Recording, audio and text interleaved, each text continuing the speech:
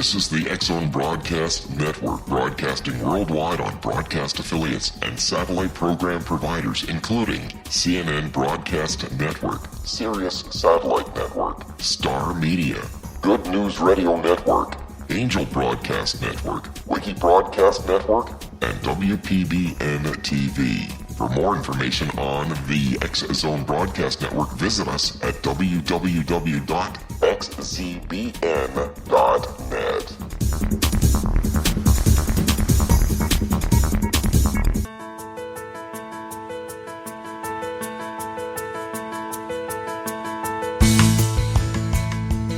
Hi, curious minds out there in our ever-expanding radio land.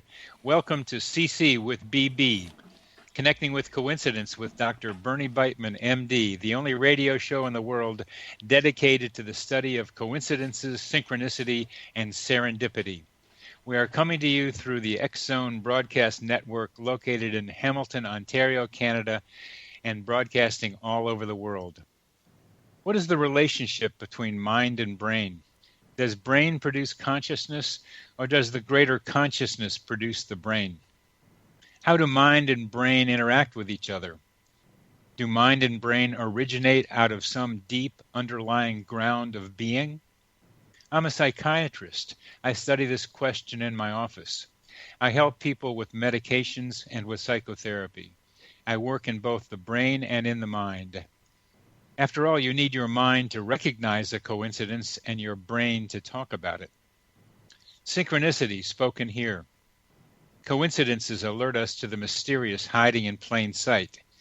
In other words, coincidence alerts us to possible causal connections not recognized by modern science. The phrase connecting with coincidence is my brand, my coincidence brand.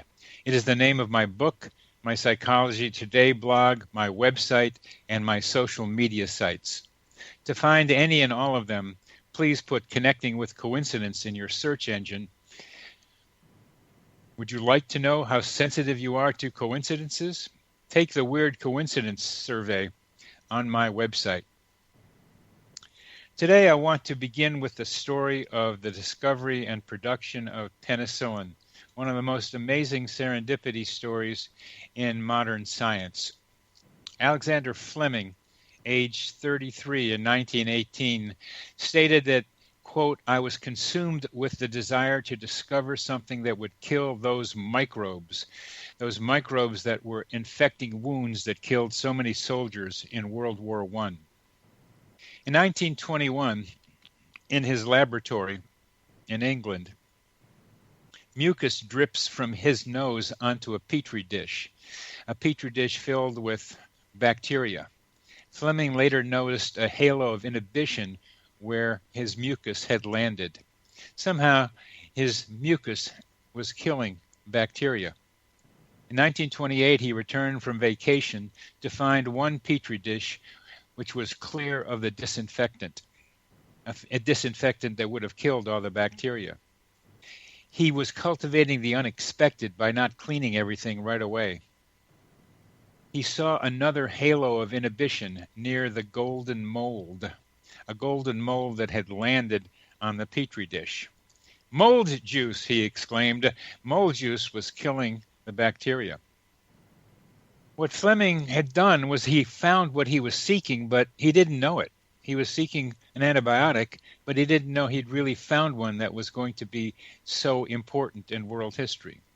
Sometimes it takes time to realize the significance of a coincidence. The penicillin notatum acts on microbes that are young and actively multiplying. The temperature that summer when Fleming returned from his vacation was just right for the bacteria, for the mold juice, for the penicillin to produce the mold juice. Well, down the street at Oxford University, several scientists, including Florey and Chain, wanted an antibiotic to study the structure of cell walls. They had used the lysozyme, same as Fleming's saliva, but that wasn't what they needed.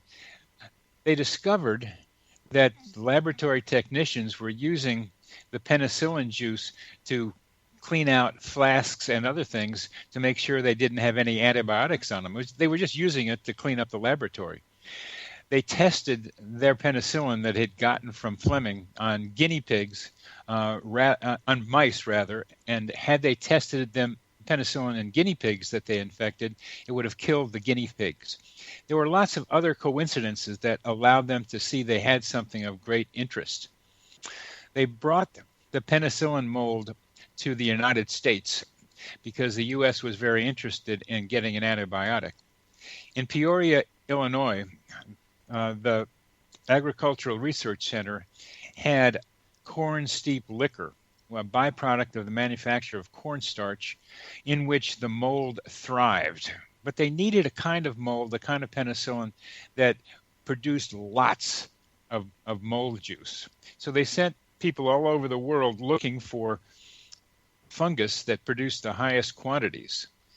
Funny how one day laboratory aide Mary Hunt went to her local market and found a mold on a rotten cantaloupe from a fruit in the Peoria market that was three times more productive than Fleming's original mold. What a bunch of coincidences, and several more that led to both to Fleming and Chain and Flores getting the Nobel Prize for their research. Our guest today is Joe Cambray, who has written about this subject in his book, Nature and Psyche, and with whom I'm looking forward to discussing not only the penicillin story, but his very excellently thought out theories about how synchronicity can be updated. We'll talk with Joe in our next segment.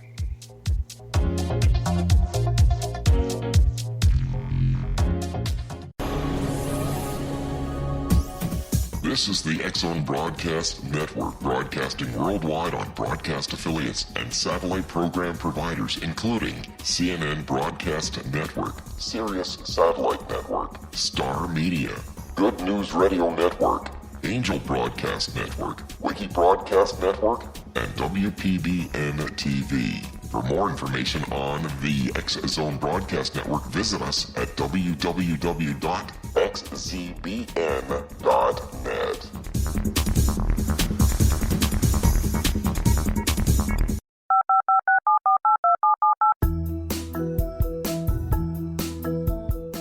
Did you know that when you're on the road with limited data or Wi-Fi, you can still listen to the X-Zone Radio Show with Rob McConnell, The Science of Magic with Gwilda Wiyaka, X-1, Dimension X, Space Patrol, and every minute of the X-Zone Broadcast Network by calling 213-401-0080, courtesy of Audio Now. No smartphone, app, or internet needed. It saves your data plan, and it's free if you have unlimited minutes. Call 213-401-0080 to listen on any phone, anytime, anywhere. Remember 213-401-0080 for the best of the paranormal, parapsychology, and sci-fi radio programming anywhere, 24/7, 365.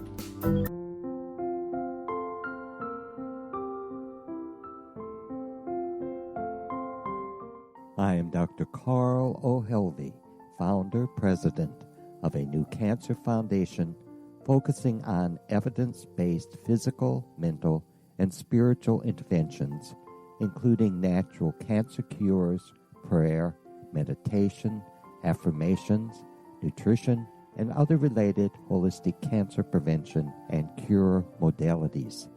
These are used in cancer education, research, and financing care. I ask for your help to continue this important work by donating at www.holisticcancerfoundation.com.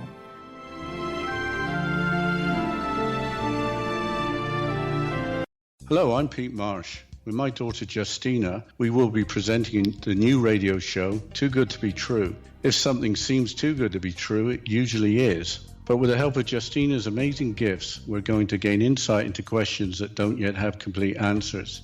Have you wondered who built Stonehenge and for what reason? Why are crop circles found in the same region as Stonehenge and elsewhere? Are crop circles a hoax, or are they created with technologies that we have little knowledge of?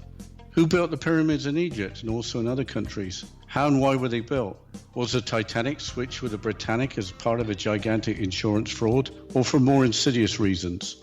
What caused the Tunguska event when trees were flattened over an 800 square mile area in Siberia? Will the new insights be too good to be true? Well, that will depend on what you are prepared to believe. Please join us as we start on this journey together.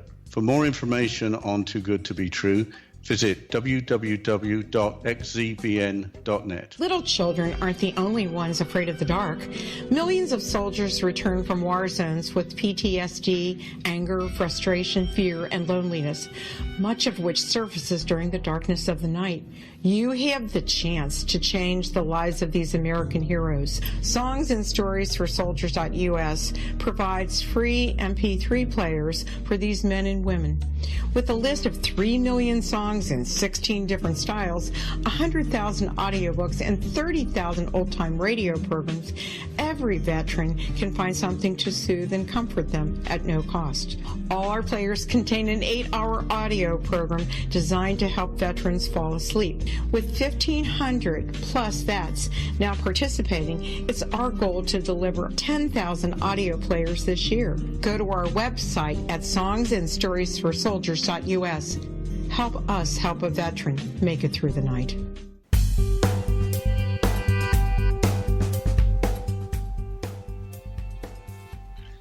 Welcome back to CC with BB, Connecting with Coincidence with Dr. Bernie Beitman, MD. That's me. Our guest is Joe Cambray, who is Provost and Acting President of Pacifica Graduate Institute. He is a remarkable theoretician and clinician in the Jungian tradition. He is past president of the International Association for Analytical Psychology and has served as the U.S. editor for the Journal of Analytical Psychology. He was a faculty member at Harvard Medical School in the Department of Psychiatry at Mass General Center for Psychoanalytic Studies. He was also former president of the C.G. Jung Institute of Boston. Dr. Cambray is now a Jungian analyst in Santa Barbara, California.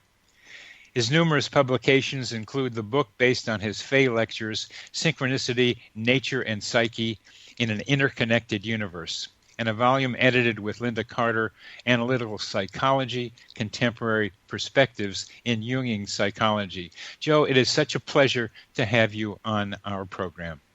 Well, thank you, Bernie. It's a real delight to be here. And we're going to get into it, but let's start with the Fleming story. And if you're just tuning into us, the story of penicillin and Fleming is in our first segment and also can be found in Dr. Cambray's book, Synchronicity, Nature and Psyche, as well as in my book, Connecting with Coincidence. What do you think of the whole thing, Joe? Well, it's such an extraordinary set of coincidences that converge, and it's got to be seen against the backdrop of the First and Second World Wars. It's really a story of the 21st century. It's part of the cultural zeitgeist because Fleming himself was on that mission to search for some kind of antibiotic because of the horrors that he witnessed during the First World War, with all of the soldiers getting infected from battle wounds and then succumbing to sepsis.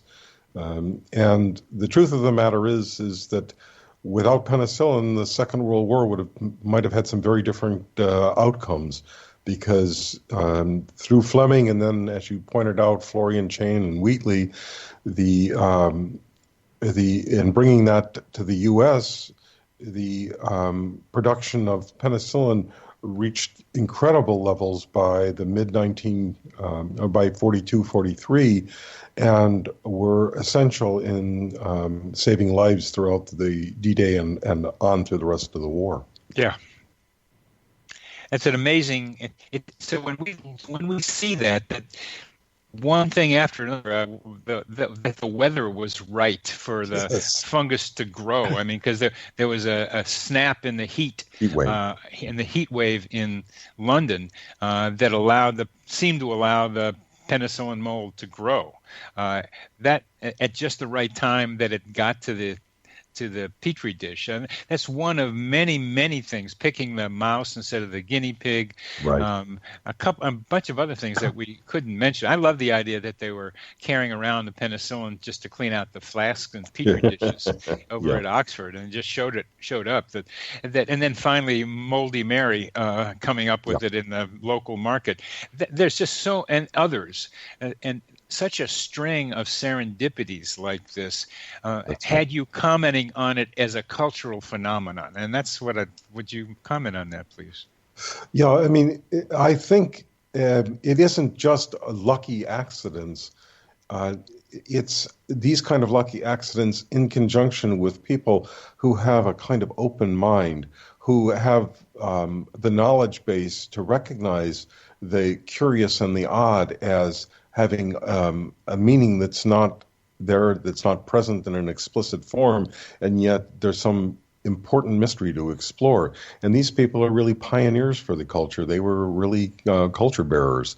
And it was really through their openness of their imaginations to what they were bumping into by accident that they were able to apply their wisdom and lead to these remarkable breakthroughs that transformed medicine in the 20th century. Something like luck favors the prepared mind. Prepared mind, yeah.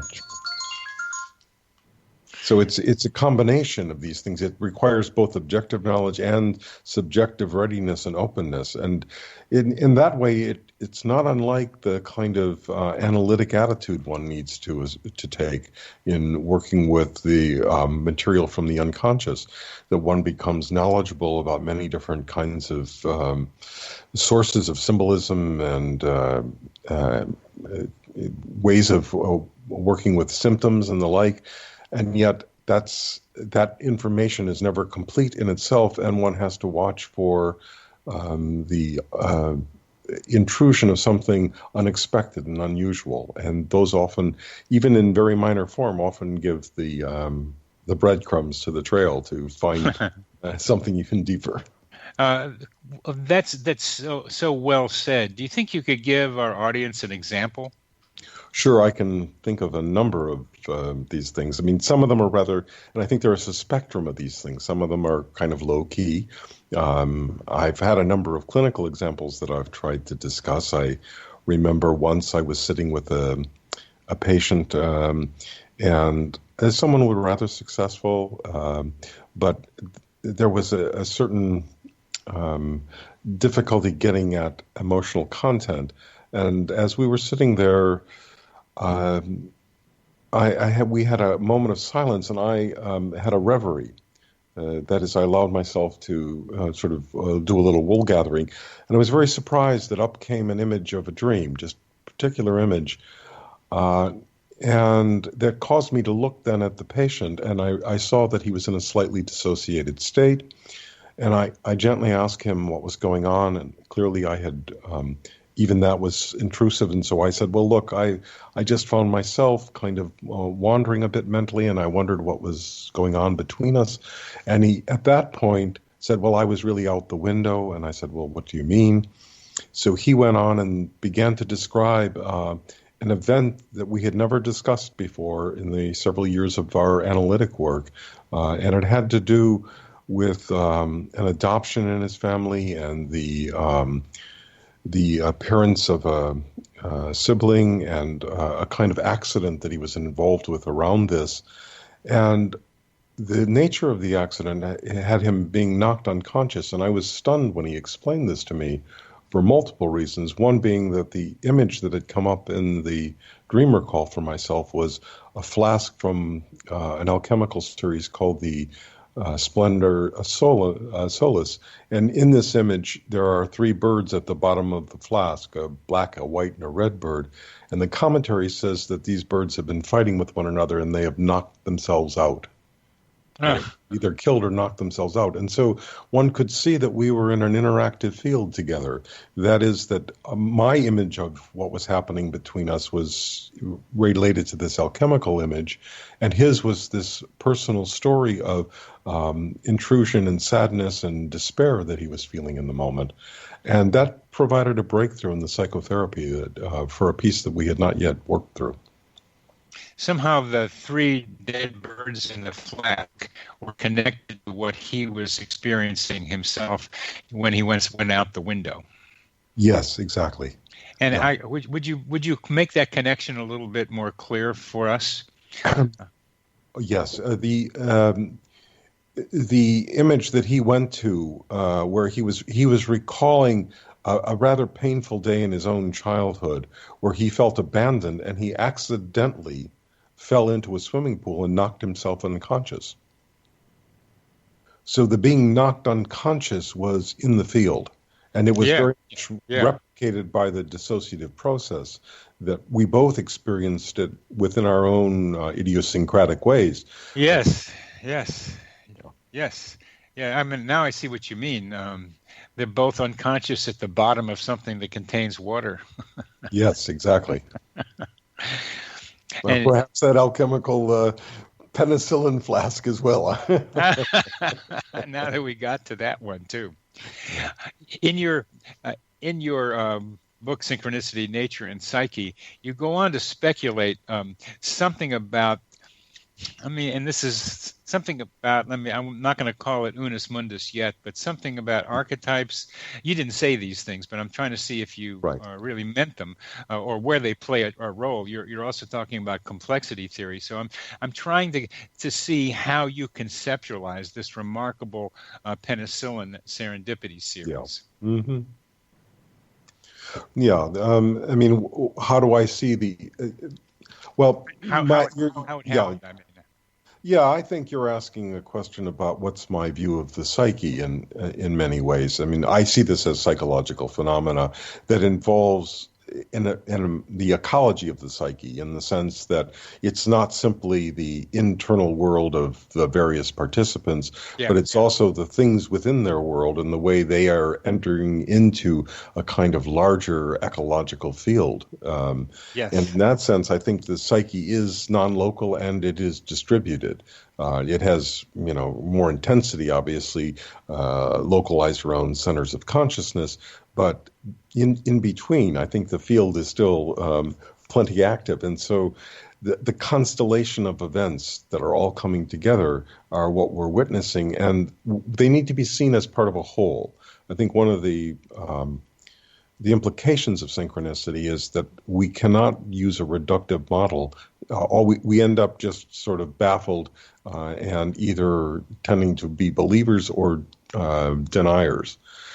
We need a larger model if we're going to approach synchronistic phenomena, one that has a kind of holistic field quality to it. And if you do that, then you can see that somehow the mold and Fleming's psyche, and just why does he drop a bit of mucus into the in 21 into that petri dish at just that moment?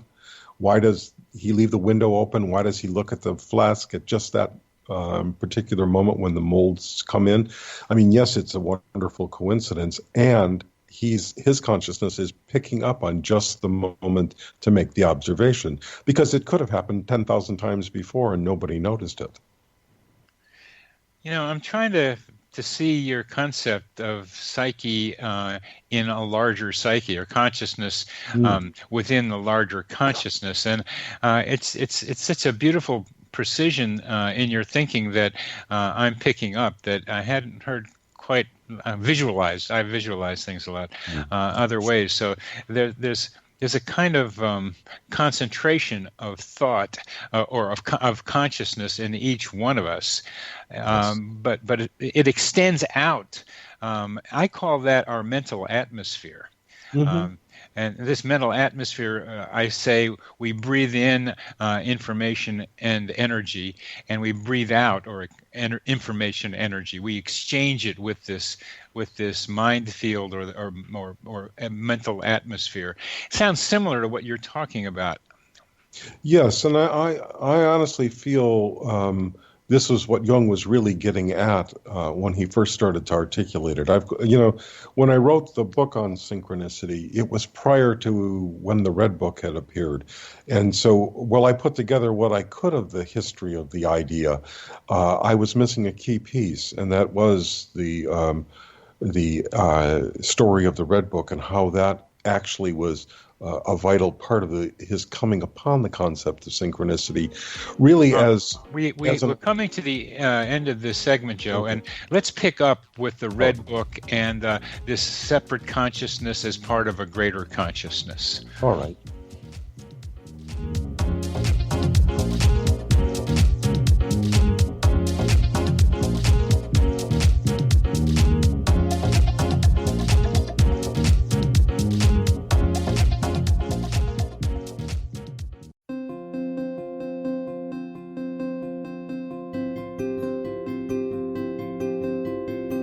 Dreams are our personal gateways into infinite wisdom. Don't miss shamanic counselor and indigenously trained dream decoder Sandra Corcoran's inspiring book, Shamanic Awakening Between the Dark and the Daylight.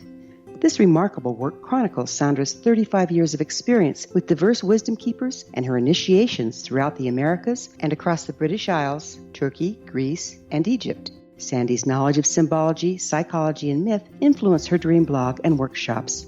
Sandy offers private tarot readings, international journeys, a meditative CD, as well as her book, Shamanic Awakening, to encourage you as you navigate this earth walk, creating a deeper connection to yourself and all that is. Find this and more at Sandy's website, starwalkervisions.com.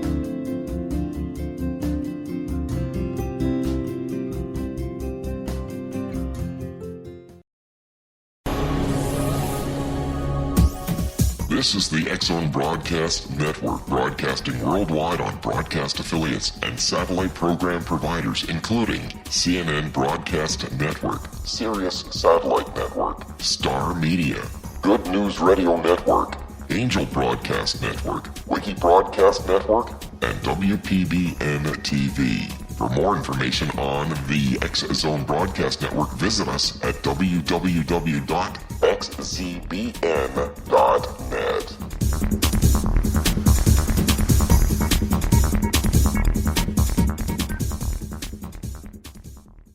How would you like to be able to read other people's minds? Well, the next best thing is here. When you know how to read a person's name, you know how the person thinks, feels, and behaves. Each letter in our name holds a key to unlock our true essence. Our name contains both our gifts and challenges in this lifetime. Mnemology science discovers personality secrets hidden in the placement of the letters of our names, including the first and last impression people remember about us. Sharon shows us how to interpret the arrangement of letters as outlined in her book, Know the Name, Know the Person. Sharon Lynn Wyeth created mnemology science after 18 years of research and testing her theories, and has supported thousands of people around the world in understanding themselves and others better. You'll enjoy Sharon's unique teachings as she shares her system to learn the gifts behind your given birth name. Even if you don't like your birth name, there are jewels in this book. If you're thinking of changing your name, ready to name your child, or wanting to get along better with others, this is the book for you. If you'd like to improve your relationships and change your life for the better, get the book today, Know the Name, Know the Person, or visit www.knowthename.com. That's www.knowthename.com.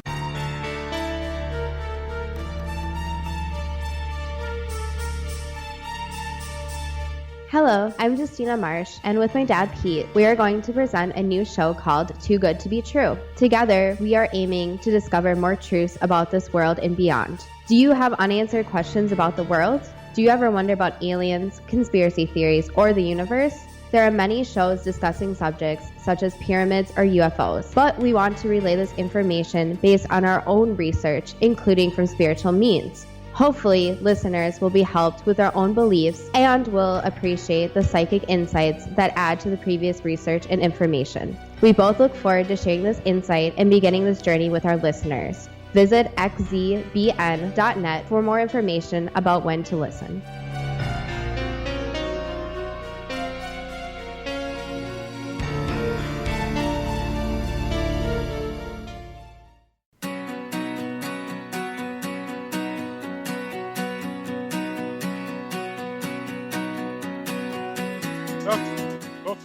back to CC with BB, connecting with coincidence with Dr. Bernie Beitman, MD. That's me.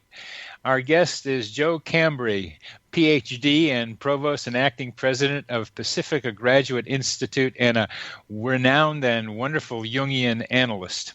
And we are talking about the kinds of consciousness that Jung was trying to tell the rest of the world, and Joe is being able to articulate that much more clearly than Jung has, and we're doing it right now.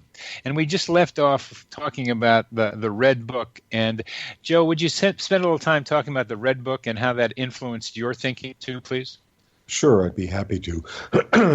It's key in the sense of the dilemma that began the book and then how it was resolved. And in that way, in 1913, Jung went through a personal crisis, in part through his severing of relationships with Freud. And during that crisis, he underwent some very intense psychological experiences, which he records, that led him to really feel shaken and be concerned about his own mental stability for a while. And rather remarkably, instead of shunning this or trying to move away, he actually used it as a point of exploration, used the techniques he knew about auto-hypnosis and some yoga techniques, and entered into his internal world and then made a record of this. And after a number of months of intensive work on this, the intensity of the material quieted down some. And he realized he needed to undergo a massive change in his lifestyle and resigned his positions and began to focus solely on his private practice. But it wasn't until August of 1914 that the visions that he had had in November of 13 really struck him, because at that point, the First World War broke out, and the kinds of visions that he had been having 9 months previously were now shown to be a cultural phenomena. They were part of what was happening in the world, a terrible, bloody crisis. And he was shocked, but he felt himself stuck on the horns of a dilemma here. Was he becoming psychotic, or that is, becoming a madman, or was he a prophet? Neither of which was acceptable to him as a solution. And he worked on this for almost 15 years then. And in 1928, as I think you've made some allusions to, he received The Secret of the Golden Flower, a text, a Chinese alchemy text from a friend of his, Richard Wilhelm, who asked him to write a foreword to it. And Jung was stunned because the work he was doing at just that moment had to do with a kind of mandala-like structure that he felt had a Chinese quality to it, but he didn't know its significance or meaning. And when he received this manuscript and the mandala that was included with that, the resonance was so powerful that he said, I can now stop working on the Red Book. I found what I'm looking for. And within a couple of months at a dream seminar, he first used the term synchronicity, referring to these kinds of coincidences. And he said that the difference between the East and the West was that the West was philosophically based on causality, and the East had a orientation towards what he called synchronicity. And my conclusion from this, and he then goes on and he returns to the world, he returns to teaching at the university and so forth. And what it seems that he's found is something that is it resolves the dilemma of madness or prophecy by postulating an objective aspect to the psyche, that this coincidental resonance is fundamental to the structure of nature. It's part of reality. It's an objective thing, that it's not me being a prophet or me going crazy and bumping into this, but it's part of the nature of reality. So it's a cosmological statement. And then later, when he actually writes the synchronicity essay, we see a lot of references to what is effectively Big Bang cosmology. He talks about, at times, psyche, an affectively charged psyche, reducing space and time to almost zero. So, I'm just thinking about it. It's beautifully said. Just for our audience, that mandala coincidence came down to the question of a yellow castle, because well, it was something somewhat Chinese. The mandala that he was doing, there was a golden castle that connected both the mandala that he saw in the golden flower and what he was doing, and it's for me that castle stands out as the connector. I didn't see anything about what that castle meant or castle-like similarity meant, but someone, including you, must have speculated about the meaning of that particular symbol, not just the idea that the two symbols correlated with each other. Sure. Yeah, and I mean, part of it is these mandala structures are very useful. They're often done to create a feeling of psychic holding or wholeness. They create a sense of harmony and holding one together. And I think under conditions of psychic distress, they tend to form a kind of symbol of the self, and a castle is a kind of defensive structure. And I think this was Jung finally being able to get out of the defensive structures that he was in, trying to hold off this kind of torrent of psychic lava. That's really the way he experienced the upwelling of the unconscious. And that now was beginning to subside. He could leave the castle, as it were, and begin to enter the world. Oh, that's great. That's great. And now I know better about mandalas and why this girlfriend I had many years ago was doing so many mandalas. Just trying to hold her psyche together. Yeah, well, Jung was doing them every day for a while when he was in Switzerland, when he was during the First World War. But what's interesting is that, and again, this is in the Red Book, it's one of the appendices, at one point he received a letter from a woman, a patient of his, and it really upset him because she was going on about the kind of drawings he was doing, having a very artistic quality. And he said, no, they're nature, not art. And it so disturbed him psychically that he messed up the mandala that morning. But what he did, if you look in the Red Book and go through, there's a mandala series in there, you see that he actually incorporates that, and it becomes a point of transformation. It's the entrance into and breaking up the rigid mandala structure, and allows a transformation, and a much more complex structure gradually emerges out of that. Sounds like chaos theory to me. Yes, it does. Jung was a proto-complexity theorist. I'm confused by that. For our audience, we're talking about at the edge of chaos and order, creativity emerges. Yes. I thought that's what the I Ching really does. That it brings order. The I Ching itself, I mean, throwing the coins brings order at a point of chaos in the reader's life, and from that chaos, reader or seekers, chaos from the seeker and order in the I Ching emerges some creative solution. Yes, I mean there's very good evidence at so many different levels that creativity in the deepest way emerges at the edges of order and chaos. This is the work of the best work in theoretical biology now about the origins of life. Darwinian evolution's fairly straightforward once you have life present. But the question of the way life first began is a very complex and difficult and hard to answer question, one we still haven't fully mastered. But some of the best theoretical writings on that now see it as the kinds of biomolecules that go into the origins of life can neither be too dilute nor too concentrated, but only at this very fine edge. Again, it's not unlike Fleming's discovery. It's just at these edges that something new can begin to emerge. Good. Let's return to the psyche, consciousness, focused. I have my own consciousness, but I'm part of a greater consciousness or a greater something, and you have a somewhat different terminology than mine, and so it's fun hearing about your perspective on it and your Jungian thinking about it. I call it the mental atmosphere or psychosphere, and I keep it right. I keep it here on Earth simply because it's complex enough for me to just stay here and look around. There's a lot of stuff going on here. So I don't get too universal, although I think this might be holographic too. I just want to stay with what we've got here. So I see this interchange of information - energy between consciousness of self and consciousness or mental atmosphere around us. And please comment on that, how that's different from the way you think and how it might be similar. Well, I mean, I think, again, the question is, what is consciousness and how far does it extend?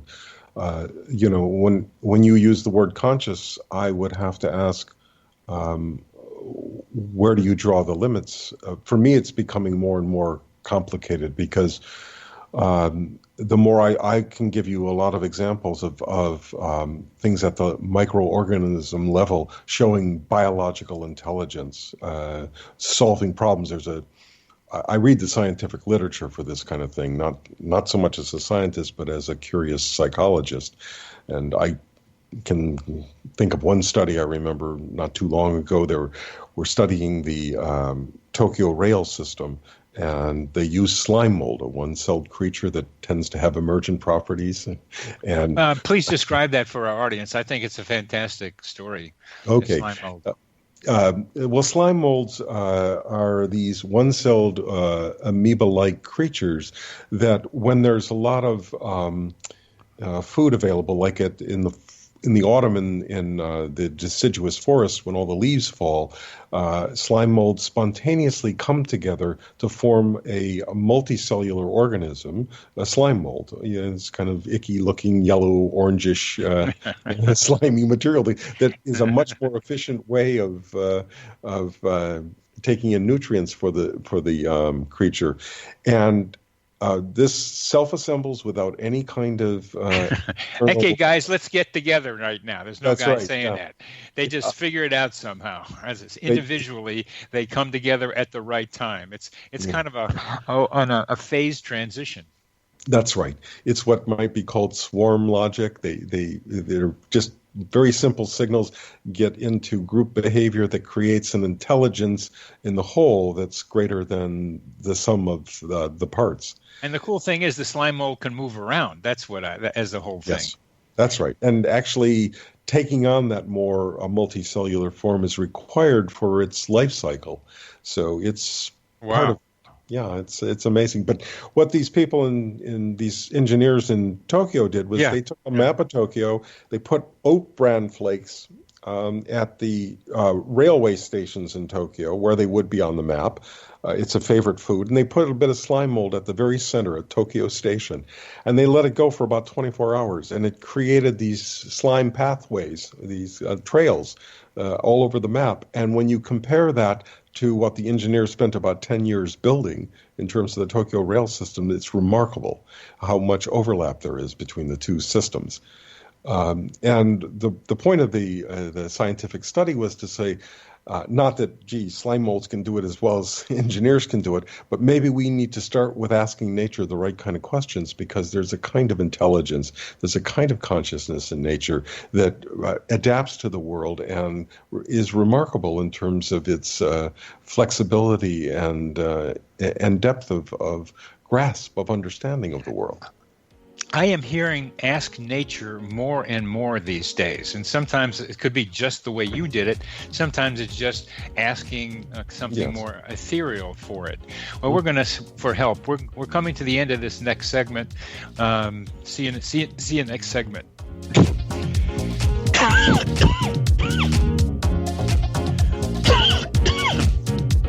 Hi everyone, Rob McConnell here, and I wanted to spend a moment on internet streaming. Everybody has heard about internet streaming, but not many know much about it. Did you know the internet streams just about everything? Movies. From new releases to old classics. TV shows. Almost every show, every episode, and much more. But the question has always been, how do you do it? Well now, thanks to the folks at 123 Ready TV, I have the answer for you. They have developed a simple program app, 123 Ready TV, that you install on your Windows PC, Android smartphone, or Android tablet that can have you streaming like a pro in less than 5 minutes. You truly won't believe how much is available or how easy it is to do until you try. And for a one-time cost of only $19.99, cents. This product is a real winner. To learn more about 123 Ready TV, visit our website at www.xzbn.net.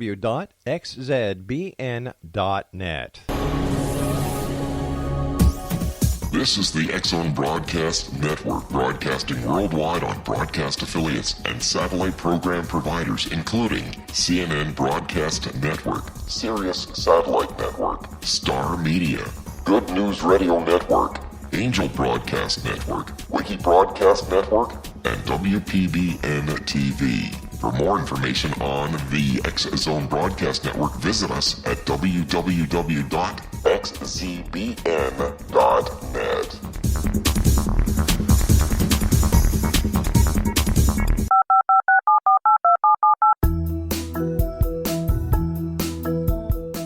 Did you know that when you're on the road with limited data or Wi-Fi, you can still listen to the X-Zone Radio Show with Rob McConnell, The Science of Magic with Gwilda Wiyaka, X-1, Dimension X, Space Patrol, and every minute of the X-Zone Broadcast Network by calling 213-401-0080, courtesy of Audio Now. No smartphone, app, or internet needed. It saves your data plan, and it's free if you have unlimited minutes. Call 213-401-0080 to listen on any phone, anytime, anywhere. Remember 213-401-0080 for the best of the paranormal, parapsychology, and sci-fi radio programming anywhere, 24/7, 365.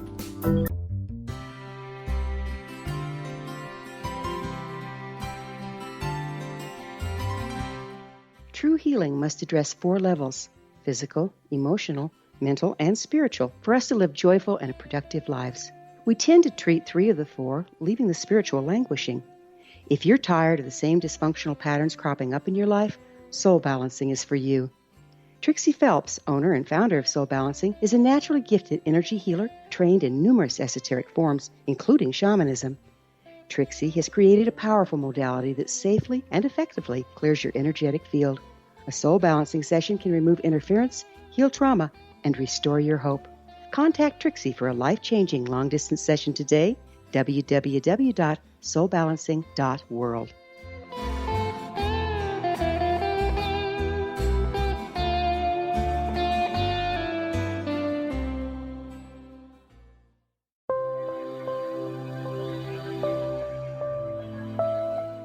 There's a legend shared by many indigenous cultures of a time when the nations were cast to the 4 corners of the world. Each nation was given a body of sacred knowledge that held a different portion of the truth to preserve. True reality could not be known until all the nations reunited, combining the information. If a single one was missing, the world could not be reborn and darkness would prevail. The Science of Magic Radio is dedicated to reuniting the sacred knowledge. With the understanding, none of us has all the answers, but together we can open new perceptions and possibilities. Through our combined vision, the world can be reborn into a place where darkness no longer prevails. Join me, Gwilda Wiyaka, and the Science of Magic daily on the X-Zone Broadcast Network, xzbn.net, or visit us at thescienceofmagic.net.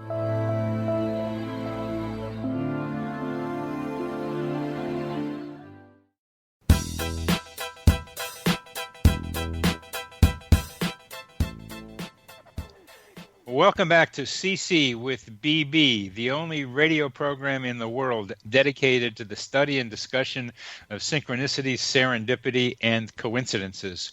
Our guest is Joe Cambray, a prominent Jungian theorist who is clarifying a lot of great ideas for us here.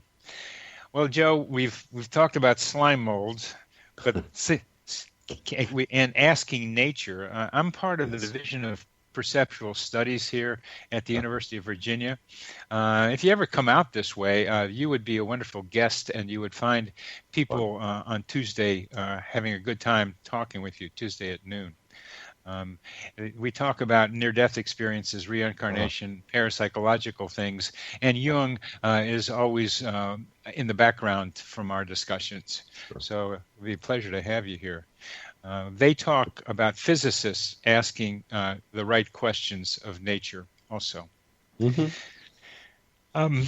let's, if one more time, go to the Fleming penicillin story, because we're talking about individual consciousness as part of greater consciousness, and of course, defining what we mean by consciousness. I'm coming to recognize consciousness in trees. I have 10 avocado trees growing in my my sunroom here. I like the interchange that I experience with them, as well as out in the forest. So there's a lot of different variations on consciousness. But if you could say with how you think this cultural event that helped the Allies win World War II, that took 20 years to happen, that Fleming didn't know that he discovered what he wanted to discover until the guys at Oxford came up with how to test it, and then the U.S. came up with how to distribute it and produce it. How did all this happen? Now, one more time at asking you that question.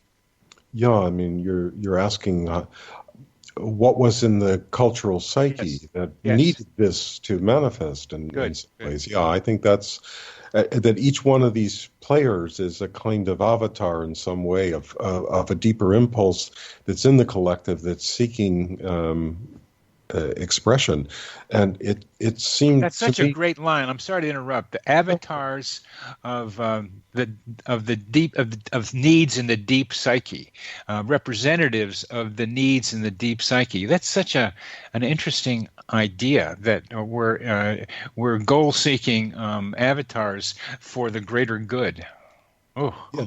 Yes, I think that, we have conscious motivations. The ones were the ego-conscious motivations, but that often just causes us to occult these other deeper motivations that are there, that are moving throughout us in societies. And I'm more and more interested in these kinds of background energies that bring forward people at certain moments, and how we're used within the context of these things. What are the historical moments? Well, this is really the I Ching and its synchronicity. Why this moment that this is happening, and this person becomes the carrier of that, and you can watch this kind of move. That's why I've been interested in synchronicities that unfold over a long period of time, and this is one of them. I think that's you start in 18 and you go on into the 40s and so forth. Yes. Do you have a sense for what you're carrying from the deep psyche as an avatar?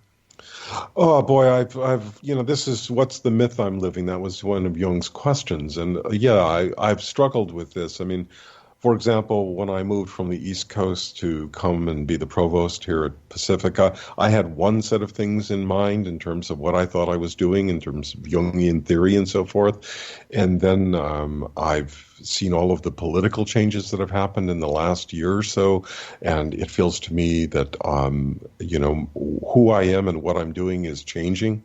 My role is changing in terms of carrying a concern about Jungian psychology.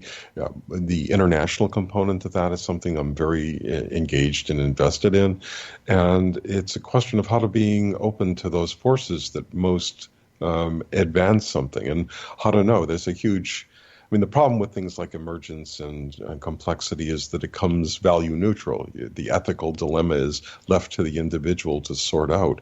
So, if you're a Fleming and you discover something happens, what do you do with it? It can be used for good or it can be used for harm.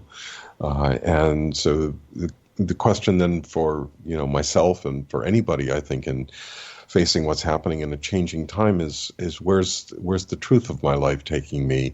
How do I find the pathway in this that I'm expressing both myself, but in conjunction with the moment, the historical moment I'm living in? Yeah, and that just resonates with me. For various, I can say, reasons, I'm compelled to try to create a field called coincidence studies. Yes, clearly. I gotta do it. It's like Gene Kelly. I gotta dance. I gotta do this. And Rob, who better be listening right now has certainly given me an opportunity to be able to do this through the radio and be able to talk with you, which probably I wouldn't have done before, and learn and try to gather information and create something that's an academic as well as public interest that's organized and clear enough to be able to continue to do research and do practical stuff with it. That's right. And it's an interesting feeling to be an avatar like that. Yes. You are an avatar, from my perspective, of trying to update the Jungian theory of synchronicity.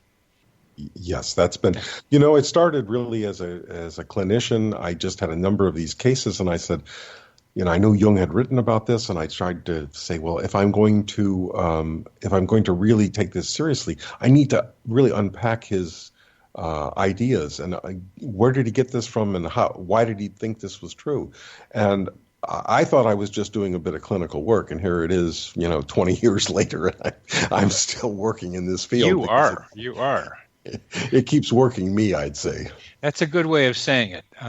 And I went to the Santa Fe Institute just to go see what they were doing. It's very impressive. I couldn't find a connection to coincidence when I visited them. It was a brief visit, but what they're doing there is really cool, and that's where you got a push to go into complexity. Yes, absolutely. It was the one thing that linked the two sides of my education. I had originally trained as a scientist, and I wasn't quite sure what to do with that. I didn't like just the metaphoric use of science applied to psychology. I needed something more substantive. And at just that moment, the complexity world was really burgeoning. And fortunately, I had a couple of mentors who pointed me in that direction. And suddenly I could see the connections that I hadn't been able to find previously. We've got about 4 minutes left, and complexity can be complex because Yes. chaos comes in there, emergence comes in there. These terms are hard to define simply. And then there is my concern about the constellation of archetypes as a necessary part of a meaningful coincidence, Yes. of synchronicity taking place. And how do you do constellation of archetypes, chaos theory or complexity? That's a tough question. Yeah, one of the ways that I've thought about this is I think Jung as a pioneer just did a qualitative statement. He just, here's this big story about the scarab beetle, and boom, wow, it's pretty impressive. But the more I've looked at this, synchronicities happen at all kinds of levels of intensity and different frequencies of those intensities. In other words, like if I'm just having a daydream and it connects with something else, or suddenly I get the thought, so I haven't talked to somebody in a long time, and they call in the next couple of minutes. A rather common phenomena for a lot of us. I'd say that's a low-level kind of synchronicity. And in the world of science, there's a study about the intensity-frequency relationship. The best known of this is, of course, the Richter scale, where you look at the intensity of earthquakes versus their frequency, and you do a log-log plot and all that.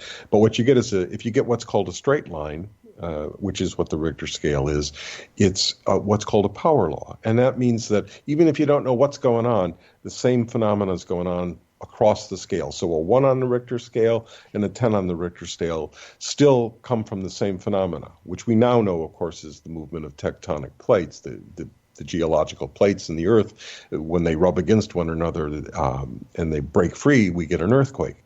But whether that earthquake is a little one or a big one, we can predict how often and how frequently these kinds of events will occur. I think synchronicities can be put on a similar kind of scale, from very large ones that are massively transformative even to cultures, to the ordinary everyday ones in our lives. And so the question of constellation is one of degree for me. That the archetype, when it's most strongly constellated, least mediated, would be when it's a kind of 10 on the Richter scale of synchronicities. And when it's more diffuse and far less strongly constellated, it's in the 2 or 3 range. Oh, that's really cool. I'm developing a way to use probability and similarity and a variety of other things to rate the quality of a coincidence. But we need to talk about that another time. We're coming to the end of our discussion time here. And was there any last thing you'd like to tell our audience? I think... Yeah, okay, that's it. That's saying goodbye right there. There's a lot for us to talk about here. I love your mind. I love the way you're thinking about this stuff. It's been a pleasure talking with you, Joe. Thanks for joining me.